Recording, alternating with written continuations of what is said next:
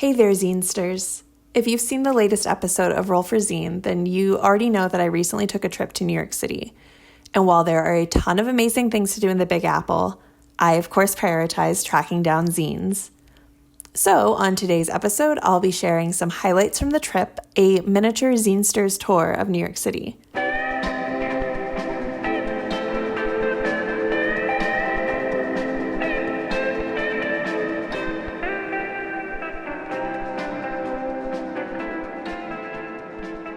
I probably don't have to tell you this, but there are a million and one things that one can do or see in New York. It is truly a city with something for everyone. And while some people want to see the Statue of Liberty or Times Square, at the very top of my personal must-see list was the Zine Library at Barnard College in Upper Manhattan.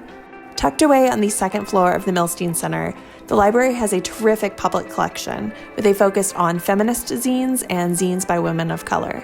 I spent a good 2 hours cozied up at a research table reading zines by Nia King and Taryn Hip. And much to my surprise, they even had the first issues of Carrie McNinch's You Don't Get There From Here, my favorite diary comic series of all time. It was a total treat to get to read those first few issues and to spend some time looking through the collection. I wish I had so many more hours to get to spend at Barnard Zine Library. It is such a wonderful place. I even got to take some of the library home with me because they had some free zines made by Jenna, the library's director, that I can now add to my own collection, so that was really cool. Next up on our tour is Bluestockings, a collectively run, community-supported bookstore and activist space on the Lower East Side. They've been around since 1999, and in 2021 they became a worker-owned co-op. Bluestockings has a terrific selection of literature, graphic novels, books about activism, politics, decolonization, and so much more. And of course, they also have a healthy selection of zines. Their focus is on perzines, art zines, and lit zines by BIPOC voices, and I picked up a smattering of titles. Yoktober by Yoko OK, Ain't Shit, a funny and blistering critique of punk spaces from a Black perspective. Memories and Important Items Private, a multimedia poetry zine by B. Allen. La Bola de Cristal No. 3, a perzine by Ari Perez Diaz. And a gorgeous collaged mini-zine by Sanju Studio. And I'll be honest, I have not had a chance to read all of these zines yet, but I do want to highlight the two that I have had the pleasure of reading. First up is La Bola de Cristal No. 3 by Ari. This zine has that classic quarter-size black and white collaged perzine style that I just love, and it includes some really insightful essays and interviews. Ari critiques how marginalized identities are treated in punk spaces while reflecting on a panel from the Think and Die Thinking Fest.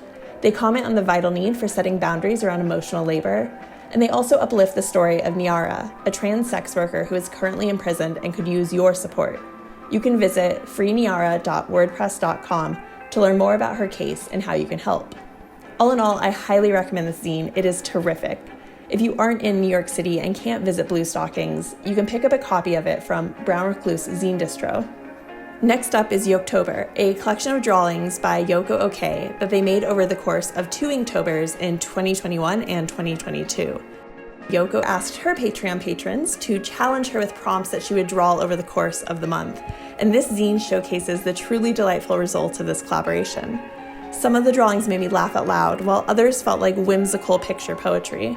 It's a zine brimming with art joy and inspiration, and reading it makes me want to embark on a similar artistic journey with my friends, asking them for prompts to draw and doodle. I feel like sometimes the best inspiration comes from unexpected places, and I definitely recommend checking this zine out. You can pick up your own copy at yoko-ok.com. Finally, to round out our zinesters tour of the Big Apple, here are some other shops and stops I'd recommend. First up is Quimby's in Brooklyn, the New York offshoot of the famous Chicago zine store that honestly deserves its very own zine reviews video.